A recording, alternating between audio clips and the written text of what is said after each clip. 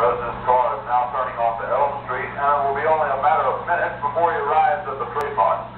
I was on Simmons Freeway earlier, and even the freeway was jam-packed with spectators waiting their chance to see the President as he made his way towards the trademark.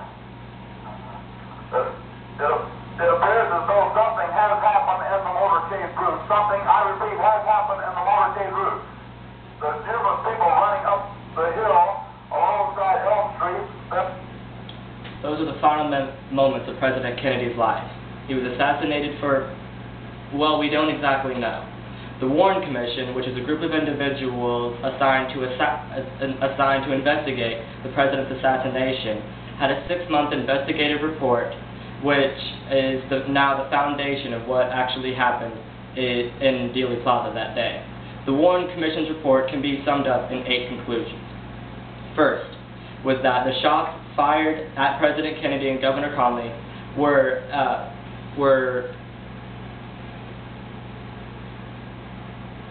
shot from the Texas School Book Depository.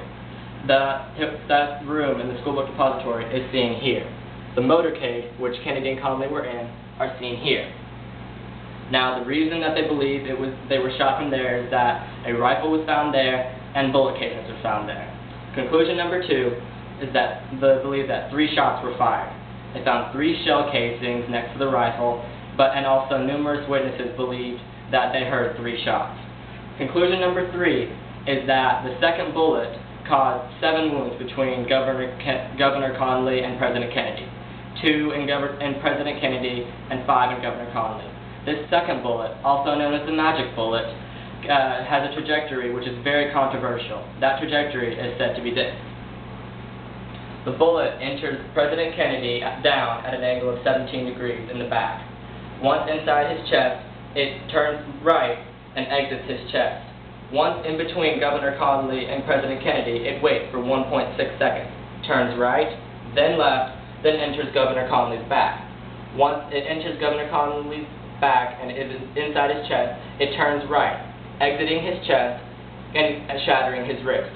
Then it exits his wrist and does a dramatic U-turn, burying itself into Conley's left thigh. Conclusion number 4 is that the bullets which killed President Kennedy were shot by Lee Harvey Oswald.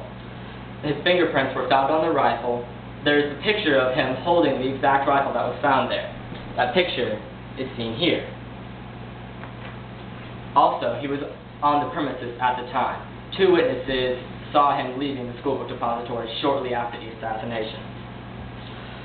Conclusion number 5 is that 45 minutes after the President's assassination is that Lee Harvey Oswald killed Officer J.D. Tippit. About 45 minutes after the assassination, he was assassinated, and bullet casings were found near to his body, which were matched to Oswald's rifle, which he was carrying at the time that he was arrested. Also, 2 witnesses saw the event happen and positively ID'd the killer as Lee Harvey Oswald. Conclusion number 6 is that there was no conspiracy, domestic or foreign, to kill President Kennedy.